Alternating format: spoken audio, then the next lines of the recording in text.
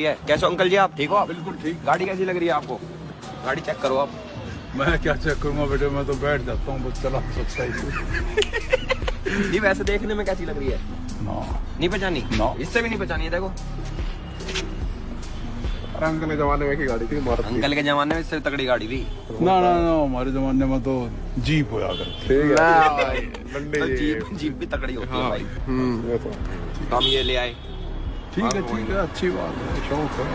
वही अंकल पड़ेगी कितनी ही पड़ेगी बेटा? ये अंकल 5 करोड़ रुपए। 5 करोड़ बहुत सस्ती ली। भाई पे पैसा